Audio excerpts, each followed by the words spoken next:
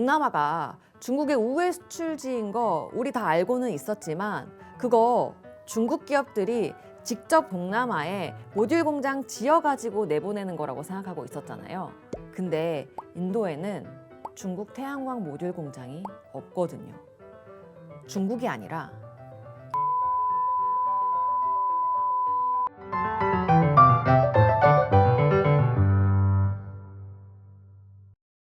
안녕하세요. 헬로아시아의 강효주입니다. 오랜만에 중국 이야기로 찾아와 봤습니다. 최근 중국 시장에 다시 관심이 많이 쏠리고 있죠. 워낙 많이 빠진 데다가 중국 경기가 다시 살아나는 게 아닌가 하는 기대감도 많고요. 보셨을지 모르겠지만 저도 얼마 전 중국을 다시 산다면 이라는 제목으로 CATL을 추천하는 보고서를 쓰기도 했습니다.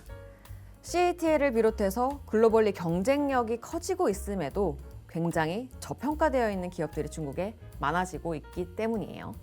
중국 대표 지수 자체도 많이 싸지기도 했고요. 기회가 있다면 중국에서 수익 내고 나오는 것도 좋은 상황이라고 생각합니다. 근데 지금 중국을 적극적으로 사자라는 이야기를 오늘 드리고 싶은 건 아닙니다.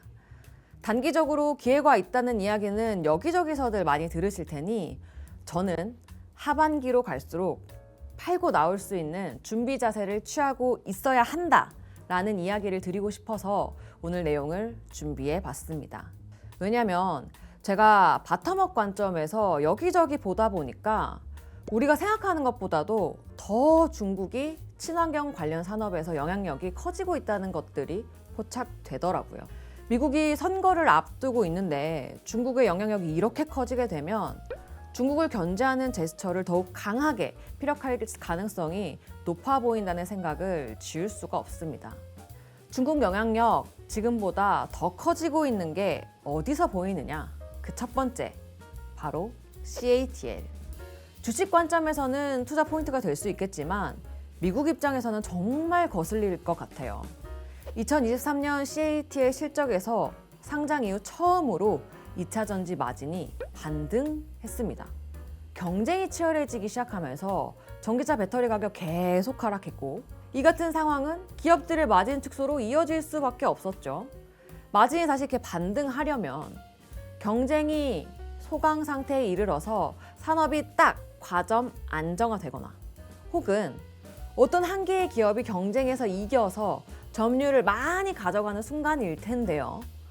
이번에 다른 기업들 이익은 다 별로인데 CATL만 마진이 반등했다는 점이 놀랍다는 거죠. CATL의 Q에 대한 경쟁력이 생겼구나 라고 추측해 볼 수 있는 구간인 것 같다는 거예요. 실제로 중국 내부에서는 CATL 배터리를 쓰는 화웨이 자동차가 불티나게 팔리면서 CATL 점유율을 끌어올려주고 있습니다. 작년에 화웨이가 그들이 직접 만든 칩을 장착한 화웨이 자동차를 출시했다는 거 중국 주식 플렉스 방송을 통해 여러 번 말씀을 드렸는데요. 어떤 칩을 만들었는지, 파운드리는 누구 담당인지 이런 세부적인 내용이 궁금하신 분들은 유튜브에 연결 링크 걸어드릴 테니까 가서 보시면 재밌으실 거예요.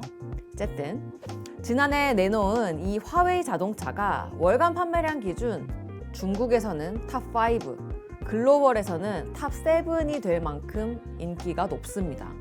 미국 입장에서 화웨이가 자체적으로 칩을 만들고 있다는 것 자체도 마음이 안 들 텐데 이것 때문에 CATL 영향력까지 커지고 있으니 얼마나 거슬리겠어요. 중국뿐 아니라 글로벌 시장에서도 크게 상황은 다르지 않습니다. 지난해 CATL의 글로벌 점유율이 37%였는데요. 이걸 국가별로 기여도를 나눠보면 중국이 제일 크고 그 다음에 유럽, 그리고 미국은 사실 1%포인트밖에 안 됩니다. 유럽 시장이 중요하다는 건데 가장 최근 CATL과 유럽 고객사들 간의 관계를 좀 업데이트 해봤어요. 여기 띄워드린 표가 CATL의 고객사들이고 그 옆에 적힌 게 최근 협력 관계가 어떤 상황인지 그리고 그 중에서도 협력 관계를 강화하겠다는 입장을 표명하고 있는 기업들을 하늘색 음영으로 칠해줬습니다. 직관적으로 봐도 CATL의 유럽 영향력이 줄어들 것 같진 않죠. 그 중에서 특히 중요한 건 다임러 벤츠와 볼보의 행보입니다. 두 개 회사 모두 원래 파우치형 배터리를 주로 쓰는 회사인데요. 향후 출시될 신차에 CATL의 배터리를 쓰겠다고 했어요. 특히 벤츠는 CATL이 짓고 있는 헝가리 공장에서 나온 배터리를 사용하겠다고 계약을 했죠.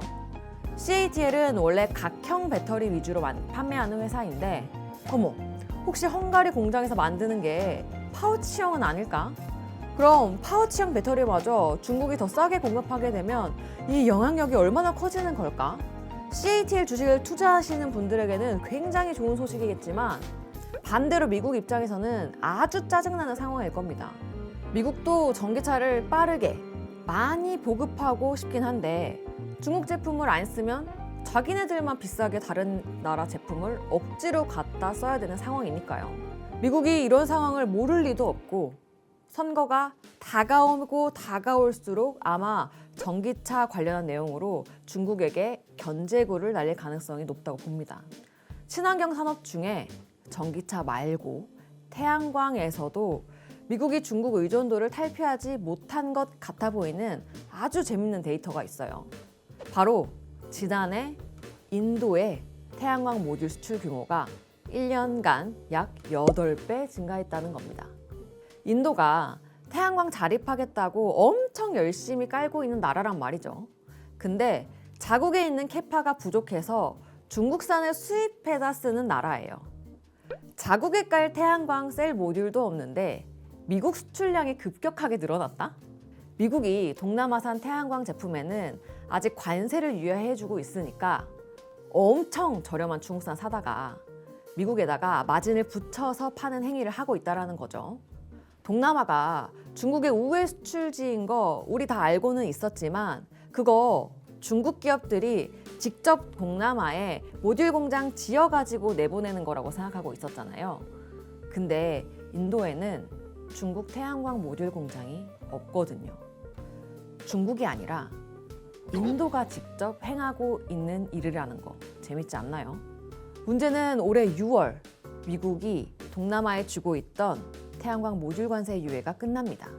그래도 중국 태양광 캐파가 워낙 압도적인 탓에 미국이 동남아 기업들에게 관세를 매겨도 인도 기업 입장에서는 중국 모듈 사다가 미국에 세금 내고 파는 게 더 돈이 돼요.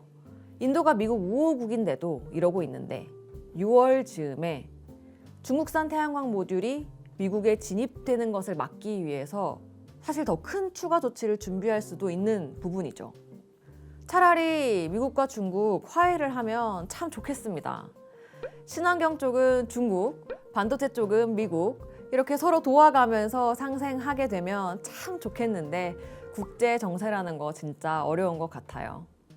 어쨌든 간에 지금 중국은 정말 싸고 경기가 돌아선다는 시그널이 오는 건 긍정적인 투자 타이밍 맞다.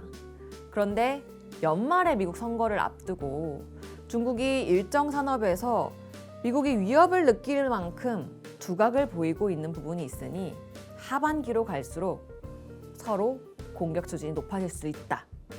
중국을 투자하고 계시거나 혹은 중국의 신규 진입을 고려하고 계시다면 이 지정학적 리스크가 하반기로 갈수록 강해질 수 있다는 사실을 꼭 상기하고 있자라고 강조드리고 싶습니다. 평화로운 세상이 오기를 바라면서 오늘도 헬로 아시아의 강효주였습니다.